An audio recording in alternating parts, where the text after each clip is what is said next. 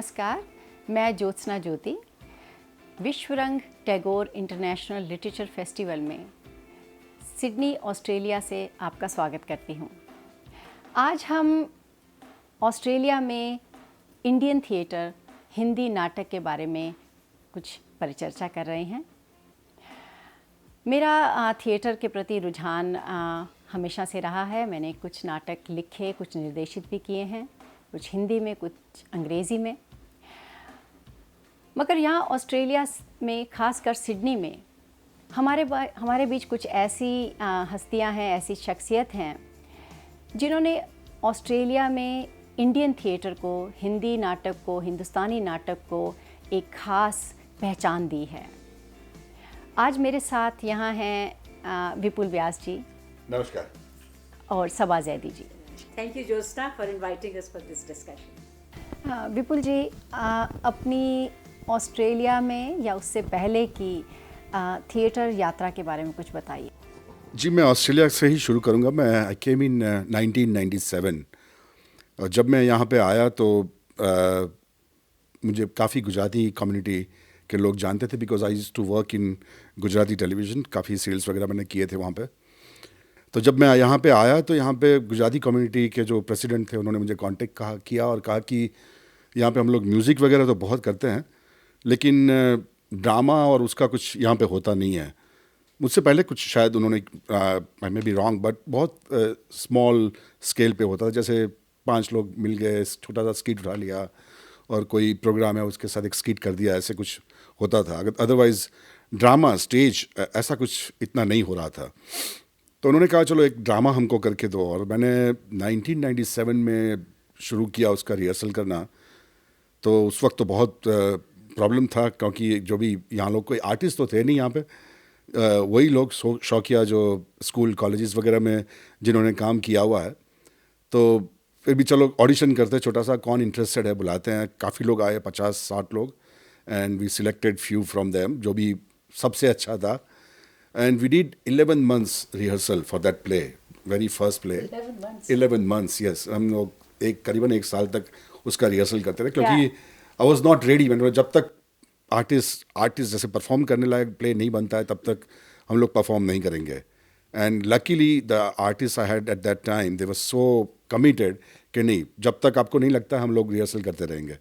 तो 1 साल रिहर्सल करने के बाद that first production, a drama called Golmaal, we performed in 1998 with उतना ऑडियंस मुझे आज तक नहीं मिला। We had nearly 980 people sitting in the theatre, because that was the first play ever happened in I think Australia, I'm not sure, but Sydney में तो वो पहला था प्ले जो कमर्शियल गुजराती प्ले जो ऐसे बड़े उस पे वो किया था हमने।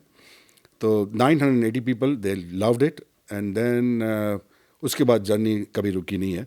22 साल से 24 साल हो गए। 24 साल में करीबन 22 प्ले फुल लेंथ मैंने यहाँ पे स्टेज किए हैं, और एक डायरेक्ट किया है, एक प्ले जैसा सिर्फ एक्टिंग की थी मैंने। 24 plays I have done in last 24 years, so it's a good journey, been really good. Brilliant. तो ये जो प्लेज आपने 24 किए हैं, हिंदी, गुजराती? We did हिंदी, गुजराती, एक प्ले इंग्लिश में भी किया था। सो या all the languages, but Indian theme के साथ। हाँ जी। थैंक यू विपुल जी। सबा जी, आप बताइए अपनी थिएटर यात्रा के बारे में हमें। सबसे पहले तो मैं ज्योत्सना आपका शुक्रिया अदा करना चाहती हूँ कि आपने इस डिस्कशन का आयोजन किया, और ये बहुत ज़रूरी है कि यहाँ जो कुछ हो रहा है उसे किसी तरह रिकॉर्ड किया जाए, उन एक्टिविटीज़ को और बड़ी ऑडियंस तक ले जाया जाए, जो कि न सिर्फ यहाँ पे थिएटर देखने आती है, बल्कि जो मीडिया के ज़रिए, जो टेलीविज़न के ज़रिए जुड़ी हुई है इंडियन कल्चरल सीन से।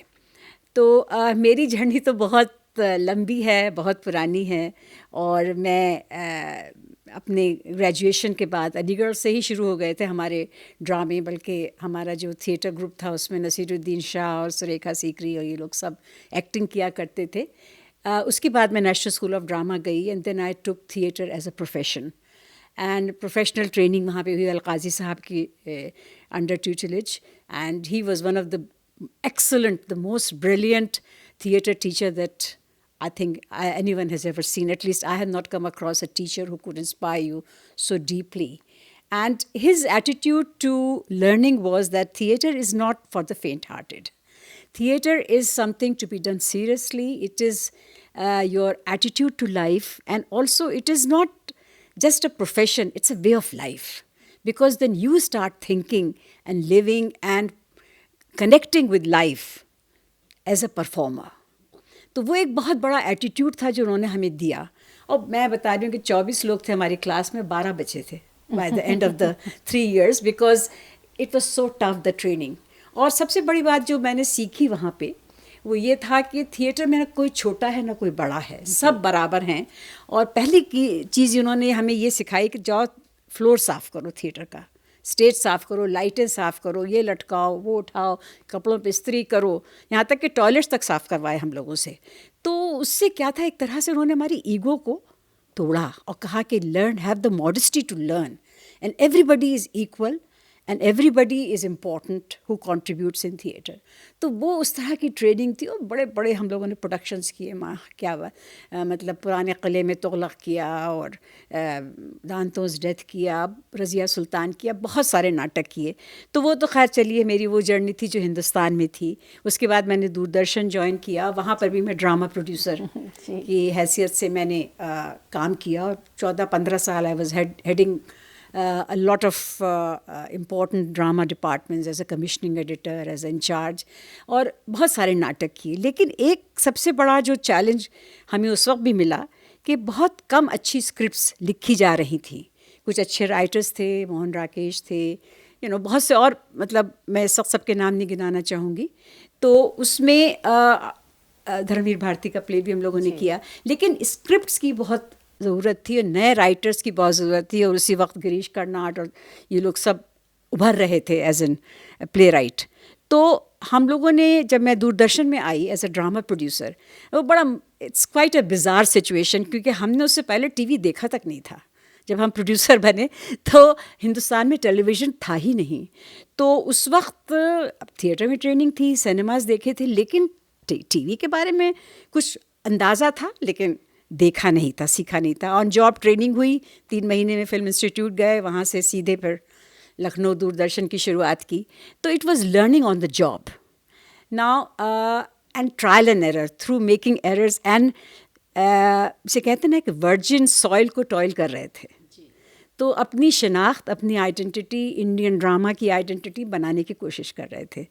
तो वो एक ट्रेनिंग ऐसी हुई कि हर उस चीज़ों में हम लोग को सरवाइव करना है एंड अपनी क्रिएटिविटी को कायम रखना है. Nothing was ideal, nothing was up to the mark, nothing was professional enough, and yet there was this passion to create something meaningful, something unique, something Indian.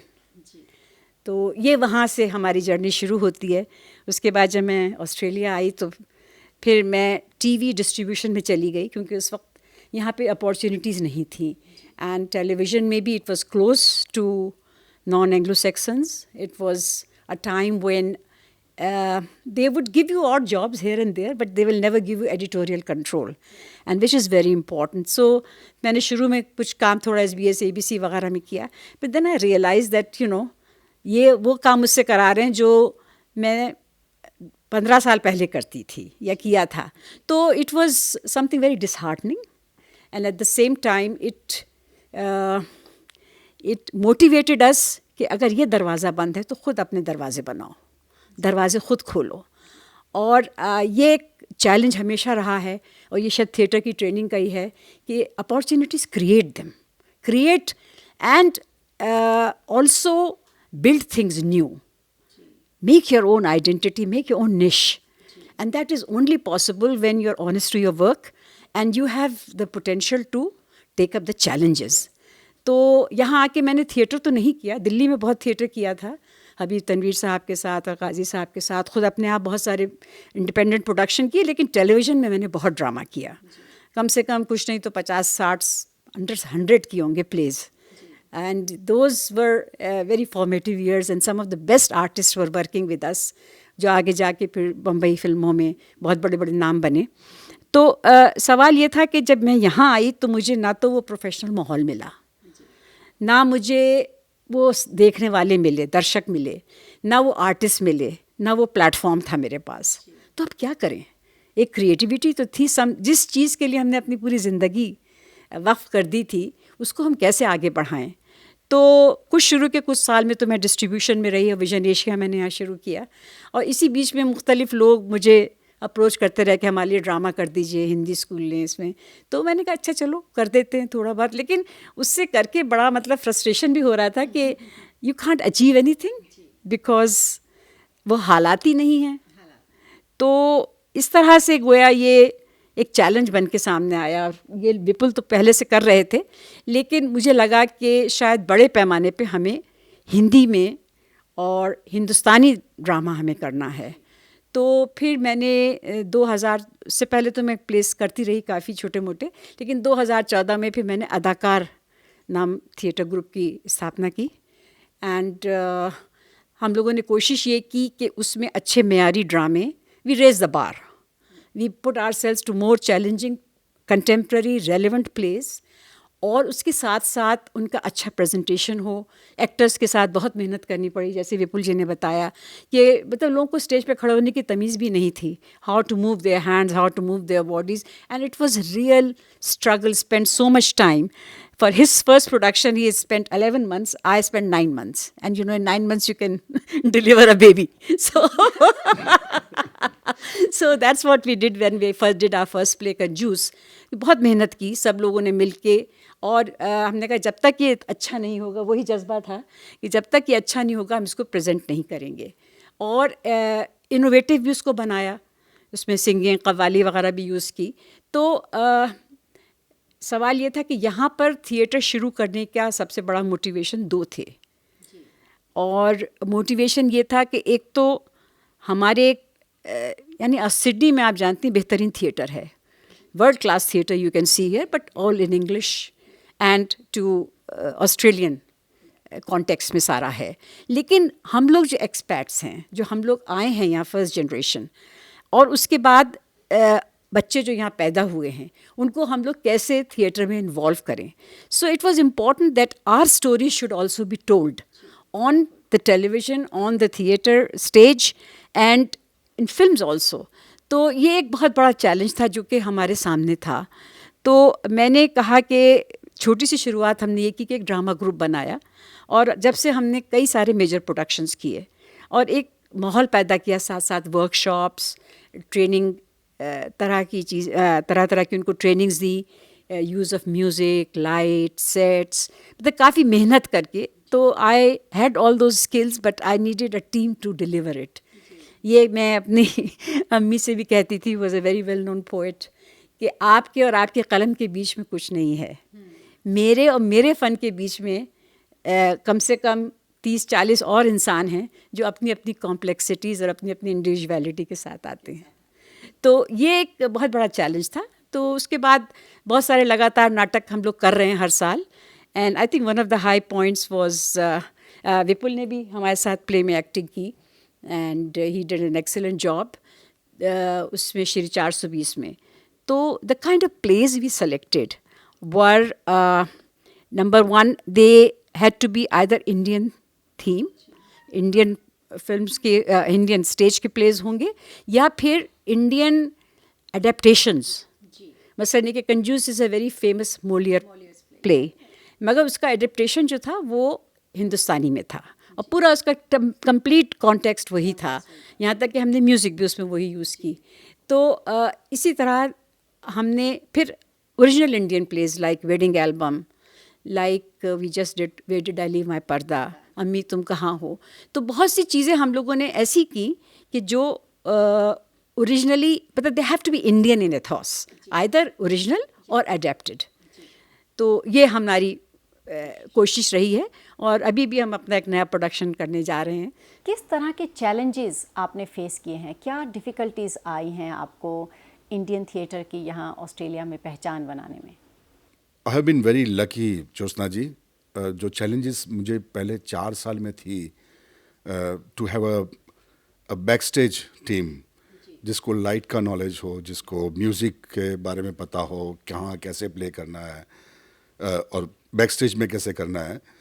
It took me first 3-4 years, 1998 to 2002, but the solid team I have behind me, जो stage पे challenges होती है, that I don't face it at all because my team at the moment, जिनको experience इतना हो चुका है कि उनको भी बोलना नहीं पड़ता है कि क्या करना है, कैसे करना है. Understanding They बहुत understand what I expect, कैसे करना है, क्या जी. करना है.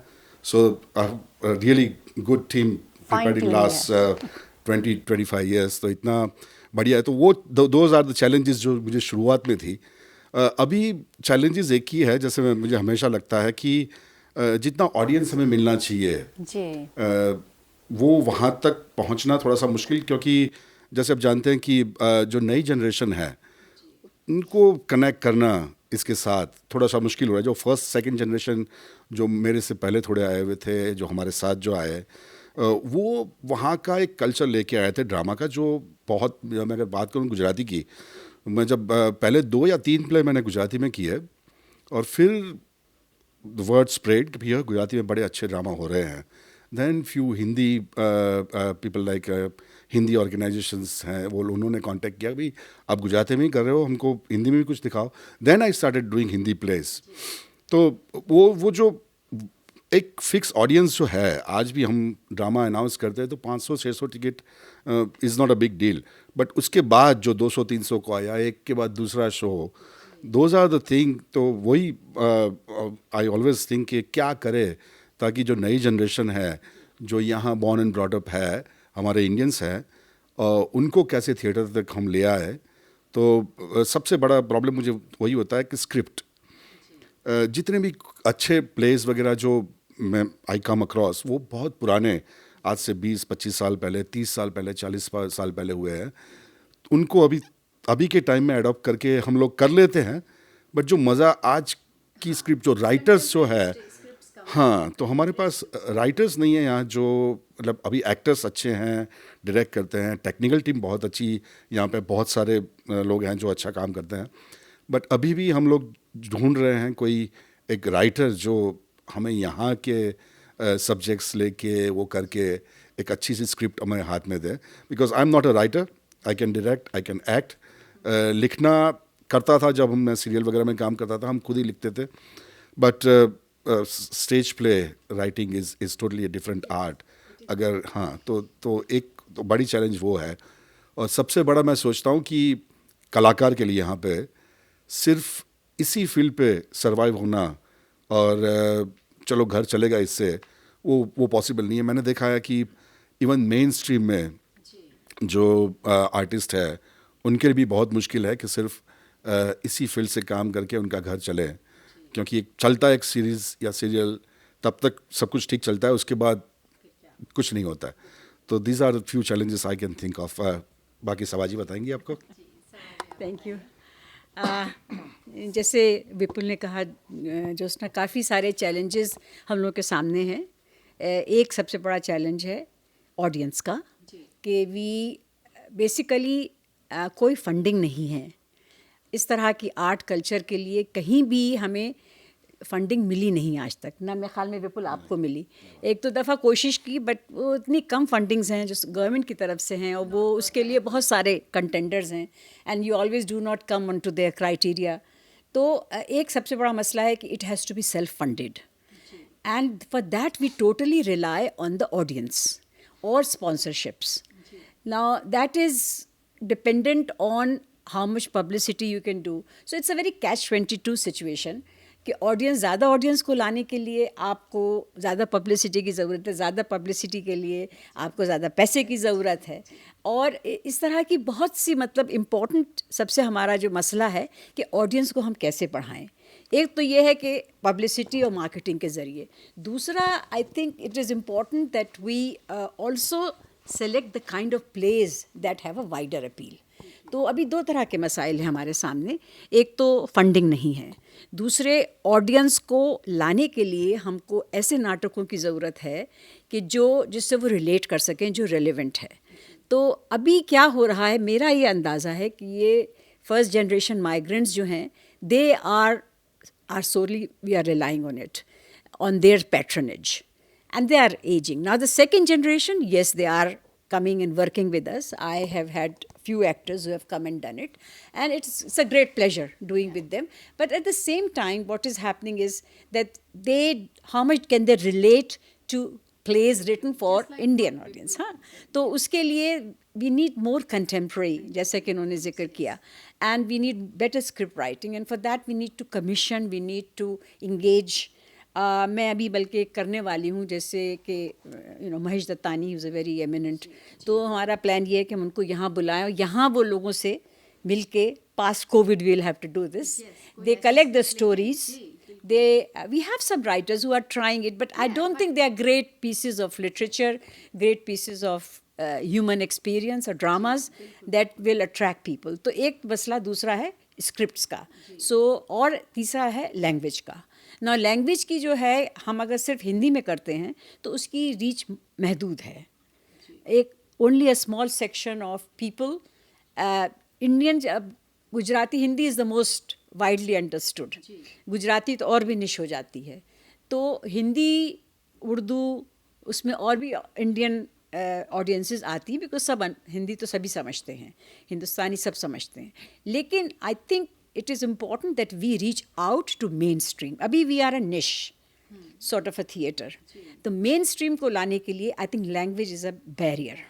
So if we do adaptations in English, if we use English, yes, it does take away some authenticity. It does take away certain freshness of, जो एक मिट्टी की खुशबू होती है वो नहीं रहती है नाटक में. लेकिन जी वो, लेकिन ये कि दुनिया के सारे प्लेज जो है अच्छे ड्रामे ट्रांसलेट होते हैं, और फिर आप उसको अपने हिसाब से अडेप्ट भी करते हैं.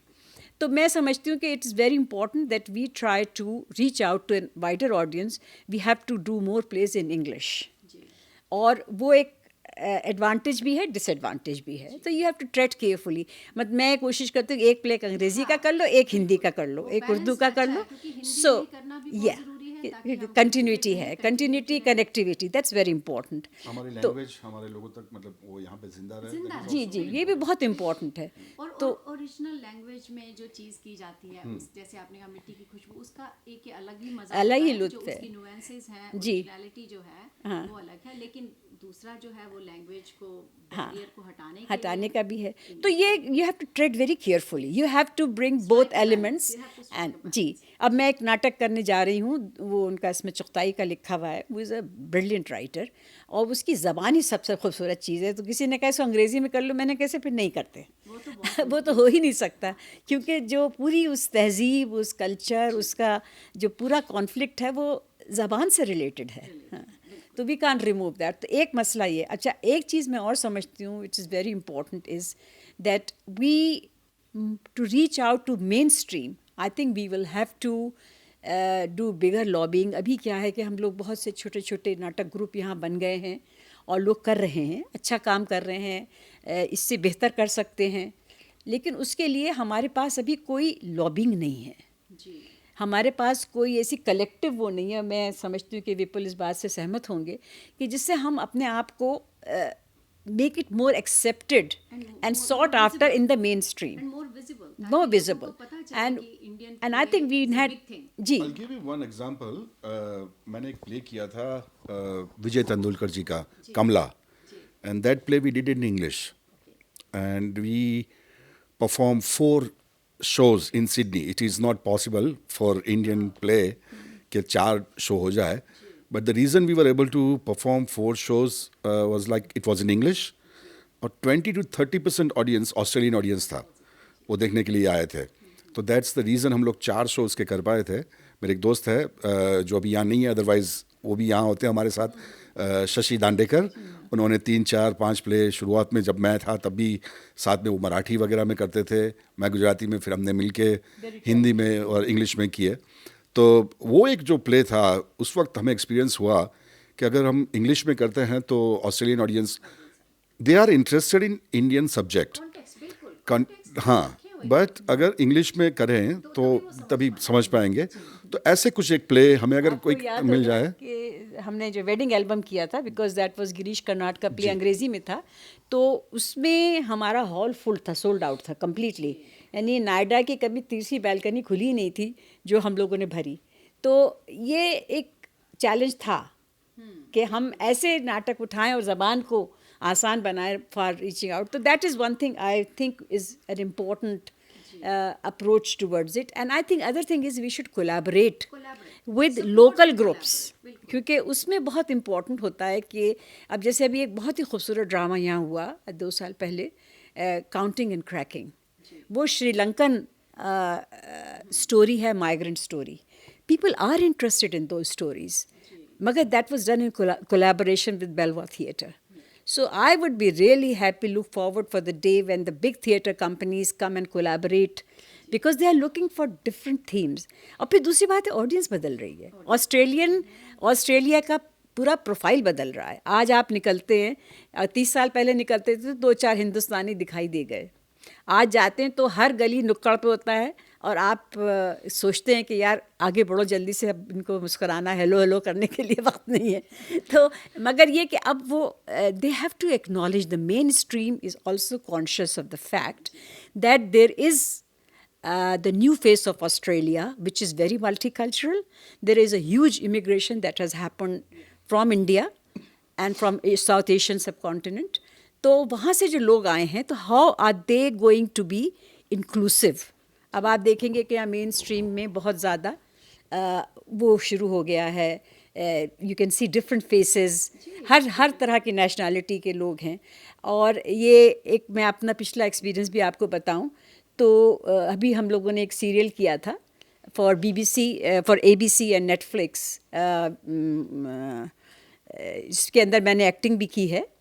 तो वो उसमें इन्होंने इंडियन फैमिली में सेट किया है पूरा. It's an Australian serial ji, it's called the unlisted.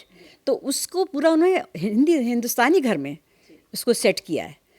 And then they needed people like us to come and help them to authentically present the stories. And तो वो इंटरेस्ट है. अब हमें एक्सप्लोर यही करना है, और मैं विपुल जी भी इस बात से मेरे सहमत होंगे कि we need to reach out to these people. I think we need to do, because at least I am a professional, but I am working in very unprofessional circumstances. He has got immense experience of working here. So I think we need to reach out and tell them our stories. It's very important. और मैं ये जानना चाहूँगी कि यदि आपसे पूछा जाए कि थिएटर के बारे में आपका क्या ड्रीम है, what are your dreams about Indian theatre in Australia?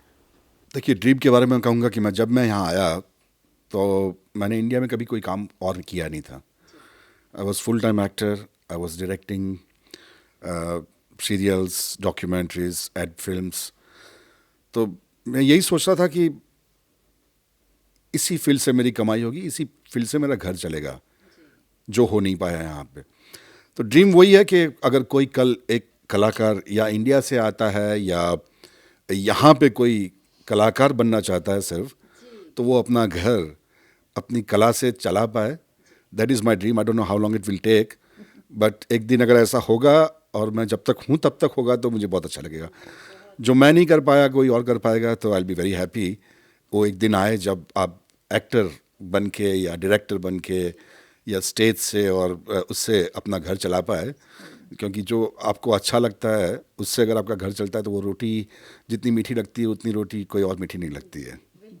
लेकिन उसके लिए Vipul ji, I think we the only way that we can do that is that we have to encourage more professionalism amongst हमारे जो लोग हैं, मतलब जो साउथ एशियंस हैं जो आ रहे हैं, they have to be up to the mark. Because industry out here is extremely professional, extremely competent, extremely. तो हम अगर अपने आप को equipped करें, अपने आप को ट्रेन करें, अपने आप को उनके बराबर का बनाएं, और उसको our capacity to interact, that's very important. I think we should do. और मेरा तो ये ड्रीम है कि ये जल्द हो, बहुत जल्द हो.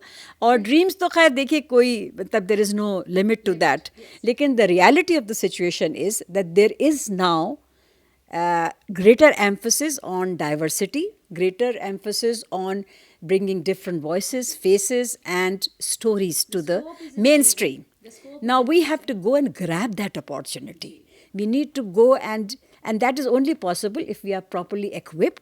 विपुल जी, सबा जी, आपका बहुत बहुत धन्यवाद हमसे जुड़ने के लिए और हमारे दर्शकों को ये बताने के लिए कि सिडनी में भारतीय थिएटर कितनी महत्वपूर्ण भूमिका निभा रहा है और यहाँ के ऑडियंस कितना उसे अप्रिशिएट करते हैं।